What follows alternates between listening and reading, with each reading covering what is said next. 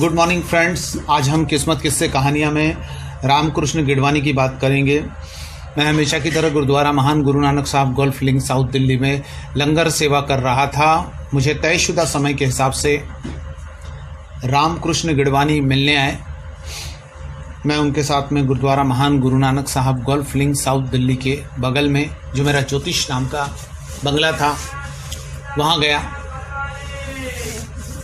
वहाँ कॉफ़ी पीते हुए रामकृष्ण गिडवानी से हम लोग बात करने लगे। रामकृष्ण गिडवानी ये मेरे काफ़ी पुराने यजमान थे। जोरबाग नई दिल्ली के रहने वाले थे।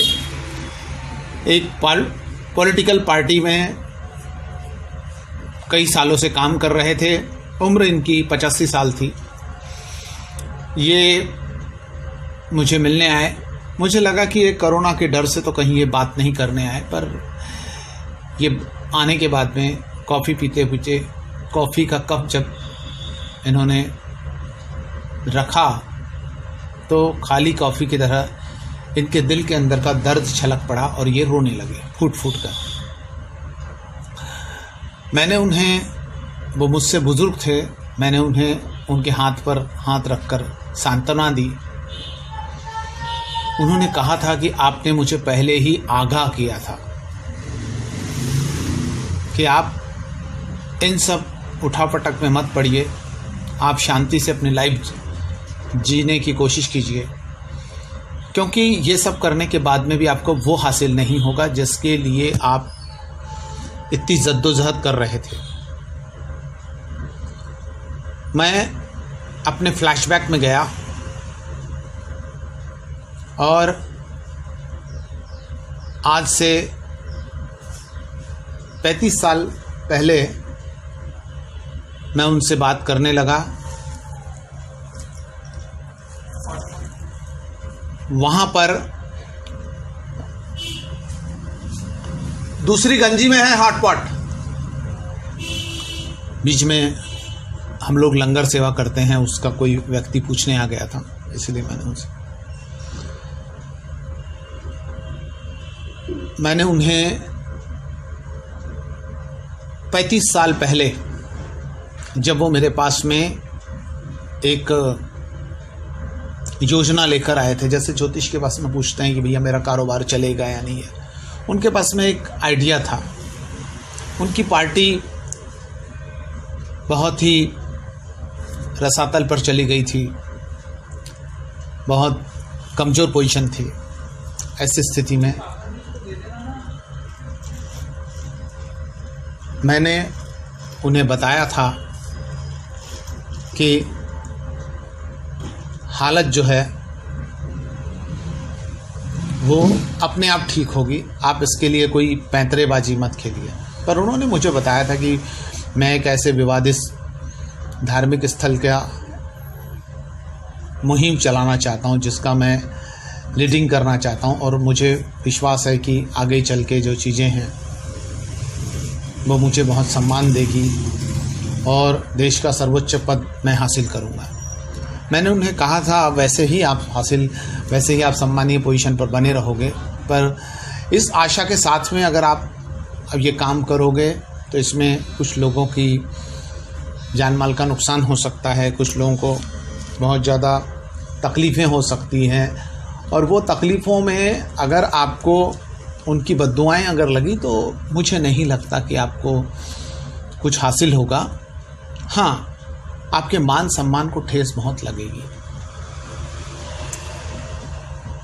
मेरे इतने समझाने के बावजूद भी उन्होंने एक मुहिम चलाई, जिसमें एक विवादित धार्मिक स्थल के लिए उन्होंने उठापटक की, देश में घूमे, उनका थोड़ा नाम भी हुआ, कुछ लोगों में वो बदनाम भी हुए, कुछ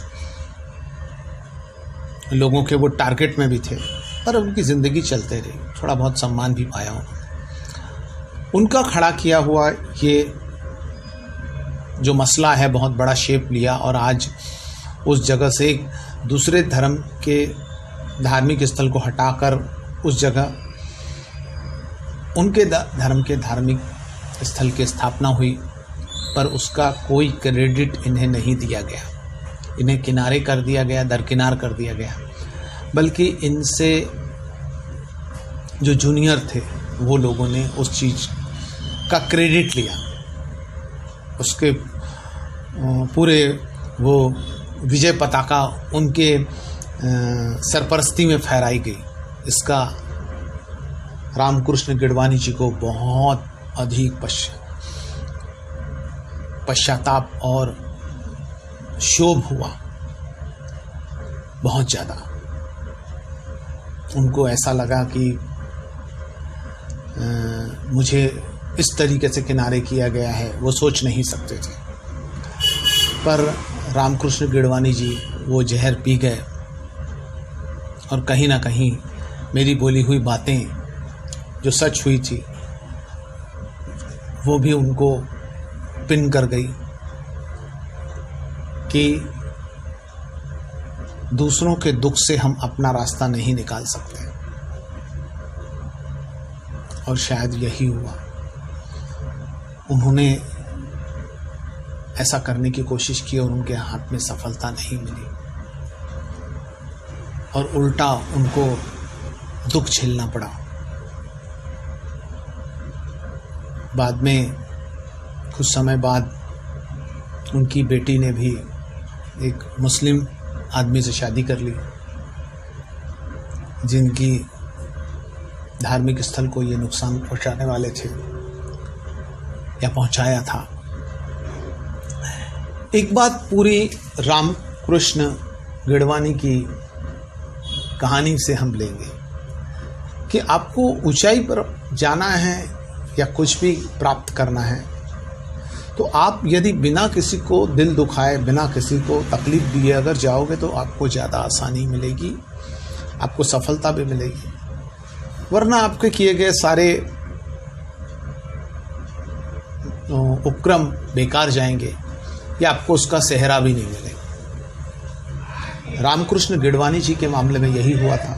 एक पार्टी के लिए उन्होंने इतना कुछ इस्टेब्लिश किया, उसको शुरू से इस ऊंचाई पर पहुंचाया और वो आज किनारे हुए थे।